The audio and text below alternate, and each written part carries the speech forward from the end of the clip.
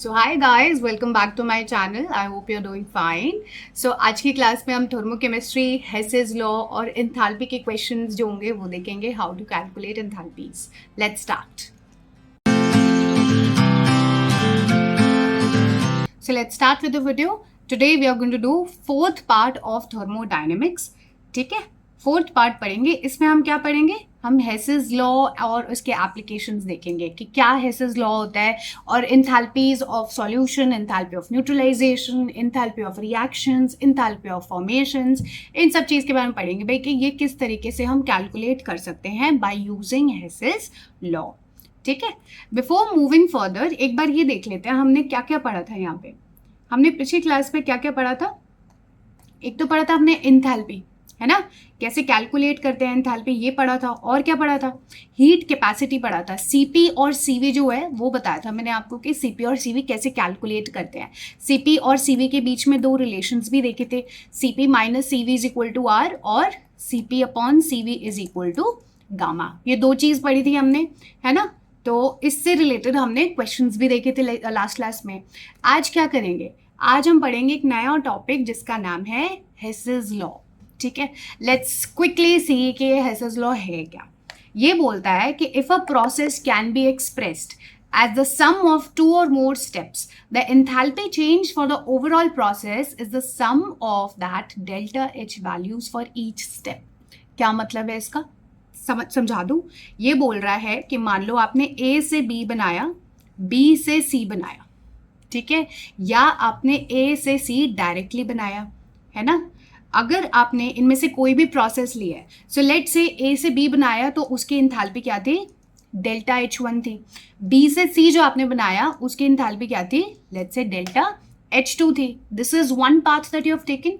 अगर मैं A से C डायरेक्टली बनाती हूँ, that is my second path of making C। अगर उसमें मेरी एंथैल्पी लेट से it is H3, delta H3, तो हेसेस लॉ बोलता है कि अगर मेरा इनिशियल और फाइनल स्टेट सेम है, पाथ मैंने कोई भी लिया हो, ओवरऑल एंथैल्पीज उनकी हम क्या कर सकते हैं? इक्वेट कर सकते हैं। That means our delta H3 is nothing but the sum of delta H1 and delta H2। ये समझ में आया भी कि आपने चेक, क्योंकि क्या है ये एंथैल्पी एक क्या है? स्टेट फंक्शन है। इसका रीजन क्या है? It has everything to do with your law of conservation of energy.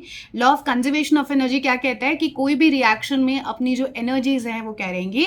Same रहेगी। तो अगर ए से सी बन रहा है, चाहे वो मल्टीपल स्टेप्स में बने या वो एक सिंगल स्टेप में बने, सिंगल स्टेप में जितनी भी एंथैल्पी है वो इक्वल होएगी अगर आप मल्टीपल स्टेप्स लेके भी सेम अगर आप प्रोडक्ट बना रहे हो तो। This is what Hess's law is. ठीक है, विजुअल एक्सप्लेनेशन एक और तरीके से आपको मैं समझाने की ट्राई करती हूँ। लेट्स से ए से बी बन रहा है, बी से सी बन रहा है, यही बताया मैंने आपको। ये है इसका enthalpy, let's say this is H A and this is let's say H B, और इसको मैं लिख देती हूँ दिस इज पाथ नंबर 1। ठीक है, और दूसरे केस में मैंने क्या बनाया? ए से डायरेक्टली सी बनाया और इसको मैंने बोल दिया क्या है ये? पाथ, क्या हो गया इसको? पाथ सेकंड, है ना। Because enthalpy is what? Enthalpy is a state function. Enthalpy is a state function, तो इसकी वैल्यू दोनों ही में क्या रहेगी? सेम रहेगी। लेट्स से इसको मैंने क्या लिख दिया? HC लिख दिया। Our enthalpy HC will be nothing but summation of HA and delta HB। ये है मेरा हेसेस लॉ। ठीक है, this is our Hess's law. So delta H remains same in both the paths. देखो यहाँ पे एक और इलस्ट्रेशन है। मान लो A से क्या किया मैंने? A से मैंने डायरेक्टली क्या बनाया? D बनाया, और उसमें क्या था? एंथैल्पी डेल्टा H से रिप्रेजेंट कर दिया। Now this can be endothermic reaction और एक्सोथर्मिक। हीट रिलीज भी हो सकता है और हीट गेन भी हो सकता है। वी डोंट नो दैट, हमने उसको क्या है? डेल्टा H करके डिनोट कर दिया है। और दूसरे केस में इसको हम पाथ 1 बोल सकते हैं। दूसरे केस में मैंने क्या किया? ए से पहले बी बनाया, बी से फिर मैंने क्या बनाया? सी बनाया, और सी से फिर क्या बनाया? डी बनाया। और हर एक जो भी मैंने स्टेप लिया है उनकी इंडिविजुअल एंथैल्पीज जो है वो यहाँ पे मैंने मान लो लिख दी है। ओवरऑल जो एंथैल्पी होगी ए से डी चेंज करने की, if I denote that as delta H, then that delta H will be equal to delta H1 plus delta H2 plus delta H3। ठीक है, सो ये क्या है, it is following our law of conservation of energy, so it has to be true, law of conservation of energy. और यही क्या हो गया, मेरा इलस्ट्रेशन हो गया किसका, हेसेस लॉ का। तो इतना है, ठीक है। देखो यहाँ पे theoretical proof of Hess's law, consider a reaction where a substance A transforms into D, A से डी जाने में इसको कितना एंथैल्पी चेंज लग रहा है, उसको लग रहा है अपना क्यू, क्या लग रहा है, क्यू लग रहा है। ऑल्टरनेटिवली ए से बी बन रहा है, बी से सी बन रहा है, सी से डी बन रहा है। सो डेल्टा एच जो ओवरऑल है which is Q has to be equal to these individual enthalpy का सम, ठीक है। ये हेसेस लॉ, इतना इजी है भाई, ठीक है। अब नेक्स्ट देखते हैं standard enthalpy of formation. Standard enthalpy of formation का क्या मतलब है, देखो यहाँ पे it says that this is the enthalpy change for the formation of 1 mole of a compound from its component elements, ठीक है। स्टैंडर्ड एंथैल्पी ऑफ फॉर्मेशन हम उसको बोलते हैं जब भी मैं कोई चीज़ फॉर्म कर रही हूँ वो उसके एलिमेंटल फॉर्म्स में हो सारा कुछ। लेट्स से अगर मैं मेथेन बना रही हूँ, मेथेन की एंथैल्पी ऑफ फॉर्मेशन जो होगी वो किससे निकलेगी, कार्बन और हाइड्रोजन अपनी एलिमेंटल फॉर्म में। एलिमेंटल फॉर्म में कैसे होते हैं, कार्बन होता है एज कार्बन ब्लैक या कोक, और हाइड्रोजन कैसे होता है in the atmosphere, it is like hydrogen gas. So हम ये लिखेंगे, ठीक है। एंड मेक श्योर कि मीथेन मैंने क्या बनाना है, 1 मोल ही बनाना है। क्या बनाना है, 1 मोल। तो मेरा CH4 के आगे जो स्टोइकियोमेट्री रहेगा वो क्या रहेगा, 1 रहेगा। उसके अकॉर्डिंग सारी चीज बैलेंस करिए, 1 कार्बन 2 हाइड्रोजन 4 हाइड्रोजन, इसको बैलेंस करने के लिए यहाँ पे क्या कर देंगे 2H2। इस टाइम पे जो भी इंथैल्पी होगा, इस टाइम पे जो भी इंथैल्पी होगा उसको हम क्या बोलेंगे, it will be enthalpy of formation, it will be enthalpy of formation of methane, ठीक है। It will be enthalpy of formation of methane. और ये जो मैं कंडीशंस हैं ये स्टैंडर्ड रखूंगी क्योंकि ये एनर्जीज या जो इंथैल्पीज हैं ये क्या होंगी, चेंज होंगी with your temperature, with your pressure and concentrations. तो ये सारी चीज मैंने क्या रखनी है, कांस्टेंट रखनी है। ये देख लो क्या है स्टैंडर्ड कंडीशंस, स्टैंडर्ड टेम्परेचर कितना है मेरा 298 केल्विन, और प्रेशर कितना लेते हैं 1 बार या 1 एटमॉस्फेयर, और स्टैंडर्ड कॉन्सेंट्रेशन कितने लेते हैं 1 मोल पर लीटर, ठीक है। ये होगी मेरी एंथैल्पी ऑफ फॉर्मेशन। और कुछ एग्जांपल्स देख लेते हैं, इसको थोड़ा बाद में देखते हैं। Let's try to calculate enthalpy. हाँ, ये वाला क्वेश्चन देखो, for the formation of each compound write a balanced chemical equation corresponding to the standard enthalpy of formation of each compound. आपको क्या करना है, इन तीनों का standard enthalpy of formation calculate करने से पहले जो इक्वेशन लिखते हैं वो इक्वेशन आपको निकालनी है। तो कैसे लिख सकते हैं, देखो इधर, ओके। फॉर HCl के लिए क्या करेंगे, मैंने मान लो HCl बनाना है। HCl किससे बन रहा है, हाइड्रोजन और क्लोरीन से।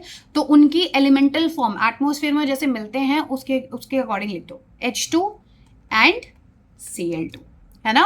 और मैंने क्या बताया था, क्योंकि हम एंथैल्पी ऑफ फॉर्मेशन HCl की निकालेंगे, दिस हैज टू बी 1 मोल, ये एक ही रहेगा। तो यहाँ पे स्टोइकियोमेट्री क्या रहेगी 1 ही रहेगी। उसके अकॉर्डिंग सारी चीज को अपन ने बैलेंस करना है।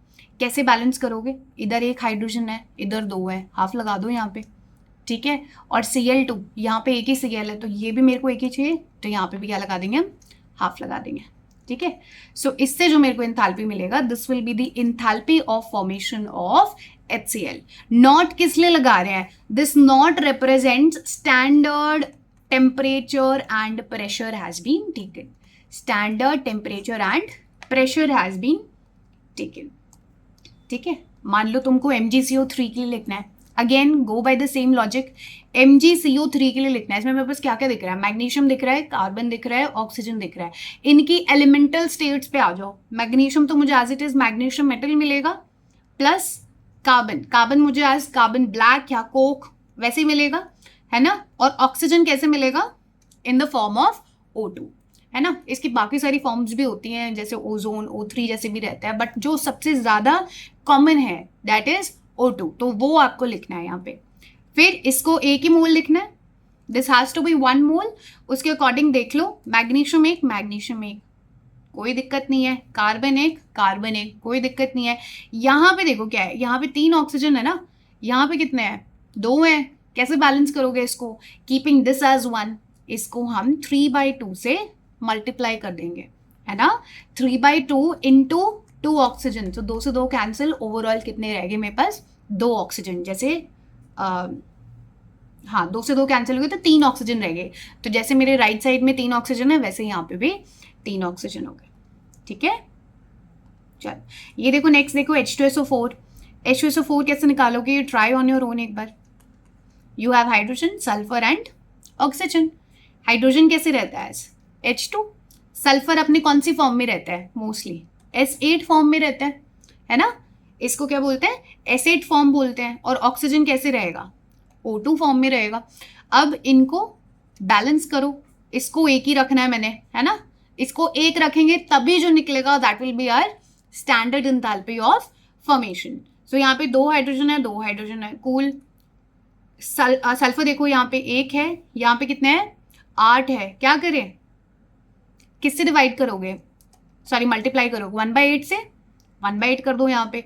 और ऑक्सीजन यहाँ पे कितने हैं, 4, तो इधर कितने कर देंगे, 2 कर देंगे। So this will be my equation two calculate the standard enthalpy of formation, ठीक है। ऐसे आपको निकालना होगा। You can calculate for, let's say करके देखो अपने आप, C6H12O6 के लिए। C6H12O6 वो किससे बनेगा, कार्बन से, हाइड्रोजन से और ऑक्सीजन से। और बनाना कितना है, 1 मोल ही C6H12O6 बनाना है। ट्राई करो। 6 यहाँ पे, तो यहाँ पे 6 कर दो। यहाँ पे 12 हाइड्रोजन है, तो यहाँ पे कितना आएगा, 6 आएगा। और यहाँ पे 3 आ जाएगा, है ना। So this is how you'll calculate the enthalpy of formations. At least you know how to write the equations at least. ठीक है, अभी क्वेश्चंस कराऊंगी मैं। मान लो आपको क्या है, एंथैल्पी ऑफ फॉर्मेशंस हर चीज की दी हुई है, ठीक है। उससे आपको क्या निकालना है, ओवरऑल एंथैल्पी ऑफ रिएक्शन निकालना है। वो कैसे निकालोगे, will take a quick example. एक एग्जाम्पल लेते हैं। मान लो तुम्हारे पास A है, B है, which gives you 2C and it gives you D, है ना।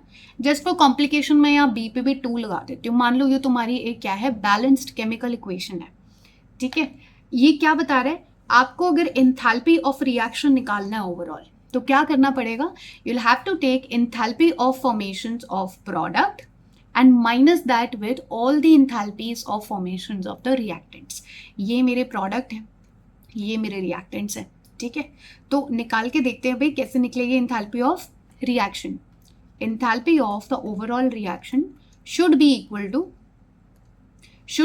टू कर दो समीशन, किस किस का, जितने भी प्रोडक्ट्स हैं। अच्छा, ये जो एंथैल्पीज ऑफ फॉर्मेशन दी होंगी C और D की, ये तो 1 मोल के लिए दी होंगी। इस इक्वेशन में यहाँ पे 2 मोल्स ऑफ C हैं और 2 मोल्स ऑफ B हैं, तो उसके लिए क्या कर देंगे, 2 से मल्टीप्लाई करोगे।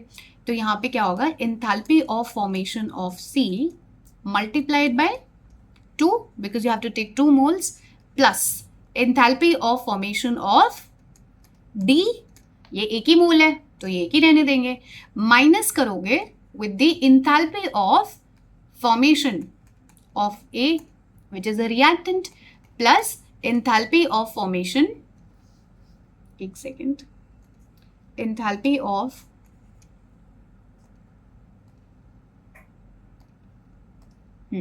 यहाँ पे आ जाएगा enthalpy of formation of B multiplied by 2 कर दोगे।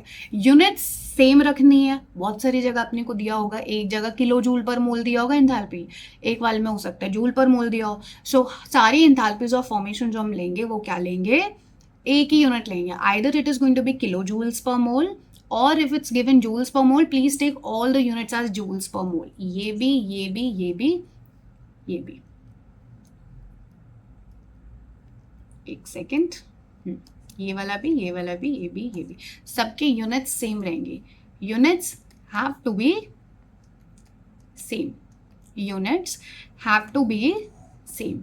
अब एक चीज देख लो, ये जो स्टैंडर्ड एंथैल्पी ऑफ फॉर्मेशन है, जो अपने एलिमेंट्स है ना, जो अपने स्टैंडर्ड स्टेट में प्रेजेंट होंगे, जैसे ऑक्सीजन स्टैंडर्ड कैसे प्रेजेंट होता है, O2 होता है ना। तो जो भी स्टैंडर्ड स्टेट में अपने प्रेजेंट होंगे, उनकी एंथैल्पी ऑफ फॉर्मेशन क्या होती है, 0 होती है। क्या होती है, इट विल बी 0। जो भी अपने स्टैंडर्ड स्टेट में पाए जाते हैं उनकी सबकी इंथैल्पी ऑफ फॉर्मेशन क्या लेंगे हम, 0 लेंगे। ठीक है, देखते हैं एक क्वेश्चन देखते हैं अच्छा रुको, हाँ चलो एक क्वेश्चन करते हैं। Enthalpy of formation of CO, CO2, N2O and N2O4 are given to us. एक तो पहले ये लिख लेते हैं ताकि कंफ्यूजन ना हो बाद में, है ना। ये किसकी दी हुई है, CO की दी हुई है, CO2 की दी हुई है, फिर N2O की दी हुई है एंड N2O4 की दी हुई है, करेक्ट। अब ये है -110, ये है -393, ये है 81 और ये है 9.7। ठीक है, अब हमें बोल रहा है कि find the value of delta H for this reaction. तो फॉर्मूला क्या है मेरे पास एंथैल्पी ऑफ रिएक्शन का, summation of all the enthalpies of the product minus summation of all the enthalpies of the reactants. Simple formula. और अपने को enthalpy of formation सबकी दी हुई है, CO2 की भी, N2O की भी, CO की भी एंड N2O4 की भी। तो देखो आगे कैसे करोगे इसको, समेशन ऑफ ऑल। सबसे पहले ये देखते हैं N2O 1 ही है, तो N2O की कितनी दी हुई है, 81 लिख दो यहाँ पे, plus next product CO2 3 multiply करोगे with the CO2 that is -393। ठीक है, minus enthalpy of all the reactants में अपने पास क्या है, N2O4 का कितना लिया है, 9.7 प्लस 3CO, तो 3 इंटू CO कितना है ये, -110। ठीक है, ओके इसको कैलकुलेट करोगे तो देख लो यहाँ पे कैसे होगा, ये 81 प्लस 3 इंटू -393। अच्छा ये सारा समेशन है ना, है तो ब्रैकेट में, इसको ब्रैकेट को हटाओगे तो क्या होगा, साइन चेंज होंगे, यहाँ पे करोगे -9.7 -3 इंटू -110। देखो सारी की सारी जो वैल्यूज हैं वो किस में ली है मैंने, किलो जूल्स पर मोल में ही ली है। तो यहाँ पे आंसर क्या आ जाएगा अपना, -777.7 किलो जूल पर मोल, है ना। इसको सॉल्व करोगे तो you will get this answer. ठीक है, समझ में आ गया, आगे चलें। ओके नेक्स्ट आ जाएगा अपने पास enthalpy of formation of enthalpy of combustion. क्या आ जाएगा, enthalpy of combustion. Enthalpy of combustion क्या होता है, जब भी बेसिकली मैं कोई भी चीज को कंबस्ट करूं, बर्न करूं in presence of oxygen. Combustion का क्या मतलब होता है, burning in presence of oxygen. और अगर मैं उसका 1 मोल बर्न करती हूँ, 1 मोल कंबस्ट करती हूँ, उसी को क्या बोल देंगे हम, enthalpy of combustion. Let's say मेरे पास CH4 है, CH4 का कंबशन कैसे होगा, CH4 का कंबशन कैसे होएगा, उसको ऑक्सीजन के प्रेजेंस में क्या करा देंगे, इसे बर्न करा देंगे। गाइस हाइड्रोकार्बन्स को या किसी भी ऑर्गेनिक कंपाउंड को जब भी मैं कंबस्ट करती हूँ, मेरे को क्या मिलेंगे, 2 ही प्रोडक्ट्स मिलेंगे कंप्लीट कंबशन पे, that is CO2 and H2O। ठीक है, अब क्या करना है, इसका 1 मोल बर्न करना है, इसका 1 मोल बर्न करना है मीथेन का, उसी को हम एंथैल्पी ऑफ कंबशन बोलेंगे। तो इसको मैंने क्या रखना है, 1 मोल ही लिखना है, और उसके अकॉर्डिंग आप सारी इक्वेशन को पहले क्या करोगे, बैलेंस करोगे। You can't calculate enthalpy of reactions unless you have a balanced equation in your hand. अगर मैंने एंथैल्पी ऑफ कंबशन मीथेन की निकालनी है तो वो पर मोल निकालनी है, और उसको हमने CH4 को 1 मोल ही लेना है। तो उसके अकॉर्डिंग देख लो यहाँ पे, carbon carbon balanced, great. Hydrogen balanced, no, तो यहाँ पे 2 लगा दो, और फिर यहाँ पे कितने हो जाएंगे, 4 ऑक्सीजन हो जाएंगे।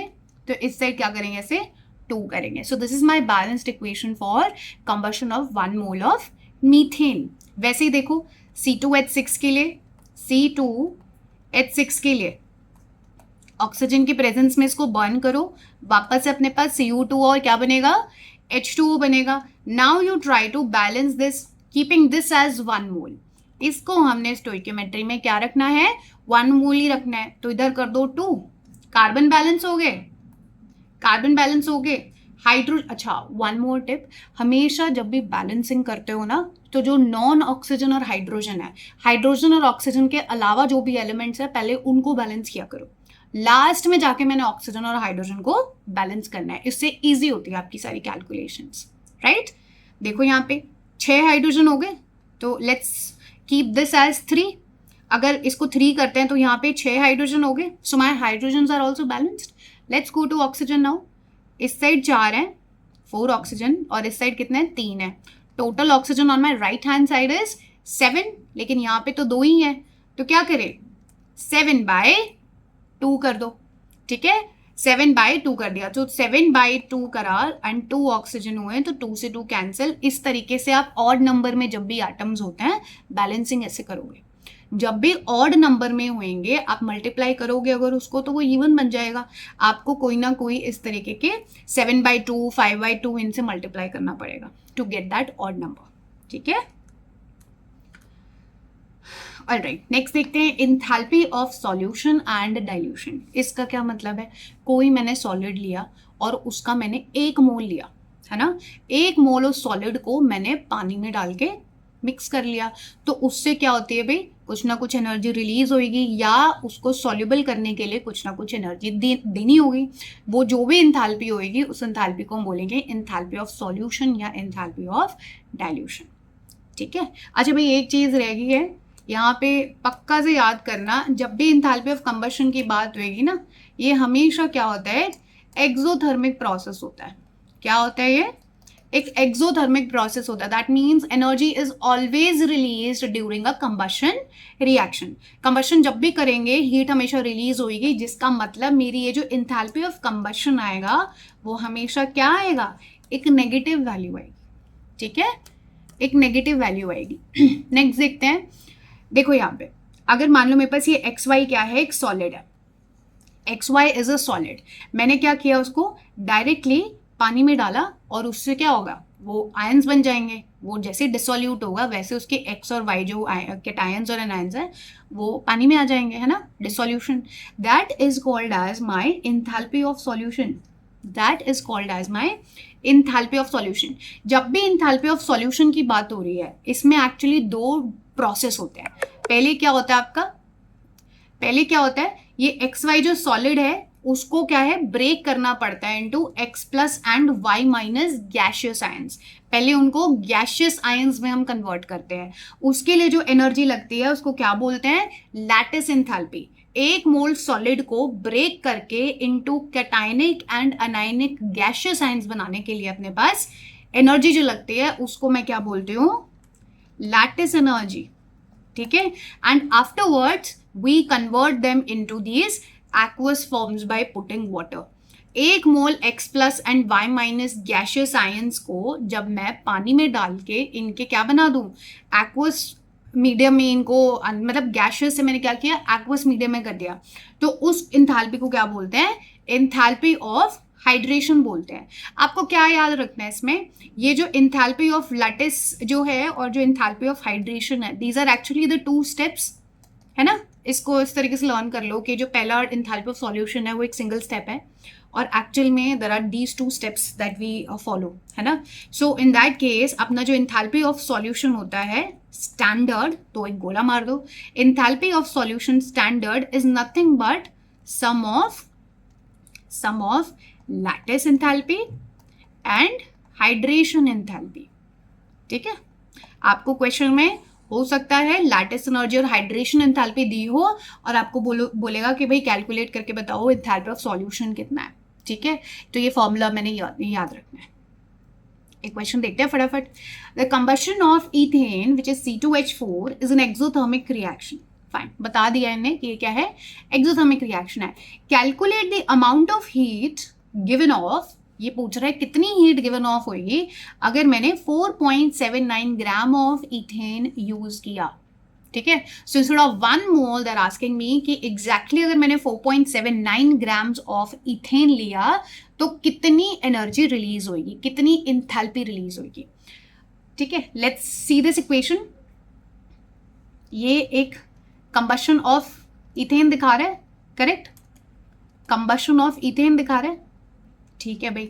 अब इसकी क्या लिए, 1 मोल लिया ना, इसका 1 मोल लिया है, तो इसमें एंथैल्पी कितनी निकल रही है, मतलब हीट कितनी निकल रही है, -1390 जूल पर मोल निकल रही है। मतलब मैं अगर 1 मोल इथेन का लूंगी तो इतनी -1390 जूल्स पर मोल निकलेगा।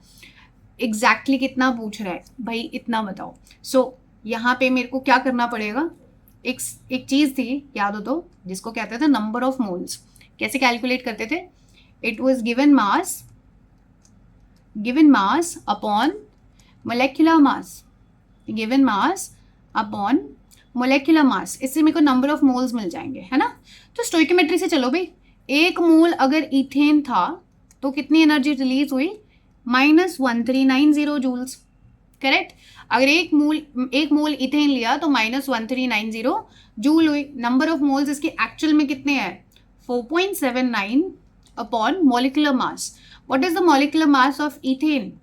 2 into mass of carbon plus 4 into mass of hydrogen. कितना होता है? 12 plus 4 into 1, so that is 4, 24 and 4 कितना आ गया? 28 आ गया, ठीक है। ये आ गया, इधर से आ गए अपने नंबर ऑफ मोल्स। ओके, ये कितना आ जाएगा नंबर ऑफ मोल्स? 0.17 आ जाएंगे।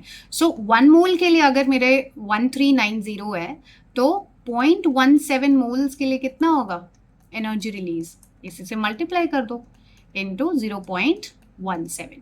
इसको कैलकुलेट करके देखो कितना आएगा?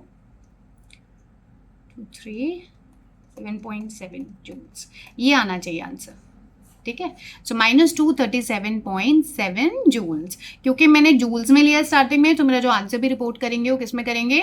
जूल्स में ही करेंगे, ठीक है। चलो अब ये वाला आप खुद ट्राई करो एक बार, see what's given. Given the following reaction, how many grams of carbon can be burned if 520 kilojoule of energy is available? I have 520 kilojoules of energy available, but आपको ये बताना है कि इस एनर्जी से हम कितना carbon, what is the mass of carbon that I can use for this reaction? ठीक है भाई, कैसे करोगे इसको? भाई जो भी पूछा है ना, जैसे मान लो कार्बन के बारे में पूछा है तो कार्बन के बारे में एक बार इक्वेशन देख लो क्या है। हाँ देखो, इस इक्वेशन में क्या लिखा होगा? Carbon plus 2 sulphur gives CS2 and plus 89.3 kilo joules. इसका क्या मतलब है? ये एनर्जी इसमें क्या देनी पड़ रही है? सॉरी, ये एनर्जी इसमें देनी पड़ रही है, that means it is plus 89.3 kilo joules, है ना। विच मीन्स बेसिकली व्हाट, कि ये जो रिएक्शन है मेरी क्या है? एंडोथर्मिक रिएक्शन है। क्या है? एंडोथर्मिक रिएक्शन है। जो ये बोल रहा है कि अगर मेरे पास 1 मोल कार्बन है तो उस टाइम पे जो एंथैल्पी रिक्वायर्ड है दैट वाज 89.3 किलो जूल। इतना समझ में आ गया? मोल से कैलकुलेट कर लेते हैं पहले। सो अगर अपने पास इतना किलो जूल्स एनर्जी है तो 1 मोल कार्बन जो है वो यूटिलाइज हो जाता है ना, this is what it means. So if I have let's say 1 kilo joule, 1 kilo joule से मैं कितने मोल्स बना सकती थी? 1/89.3, है ना, 1/89.3। और ये कितना हो जाएगा? एक्चुअल में it's given 520 kilo joules of energy. तो अगर 520 किलो जूल्स करना है तो कितना हो जाएगा? 1/89.3 इंटू 520 ये आ जाएंगे क्या? This is the number of moles of carbon that can be utilised to burn 520 kilo joules of energy.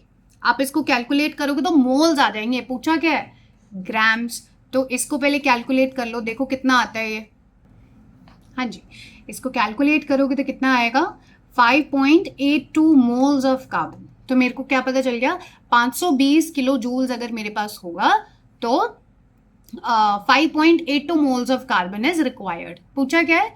How many grams of carbon are there.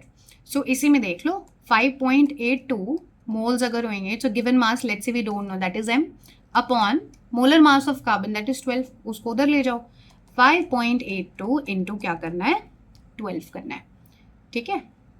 इसको सॉल्व करोगे तो you'll get the answer in grams, वो आ जाएगा मेरा answer. चलो, so that's it for today. अब last जो अपना क्वेश्चन है ये आपने खुद ट्राई करना है। क्या है? If enthalpy of formation of CO2 delta H is this, है ना। ये क्या दिया हुआ है? Enthalpy of formation of CO2 दिया हुआ है delta HF not. How much heat will be release during formation of 2 moles of CO2। अगर 1 मोल CO2 लेते हैं, उसका एंथैल्पी ऑफ फॉर्मेशन आपको बताया है, तो ये पूछ रहा है कि what is the heat release during formation of 2 moles of CO2। इन चारों में से एक आंसर है, फटाफट ट्राई करके अपने कमेंट्स में लिखो, आई विल सी। ठीक है भाई, okay. So that's it for today guys. I hope you enjoyed the lecture. अच्छा लगा हो तो लाइक करना, शेयर करना, अपने फ्रेंड्स को बताना इसके बारे में, and also subscribe to the channel because the next video will be on the most important topic, that is your Gibbs free energy and spontaneity. हम देखेंगे डेल्टा एस और डेल्टा जी के बारे में, which is the ultimate goal of your thermodynamics. ठीक है भाई, take care, thank you so much.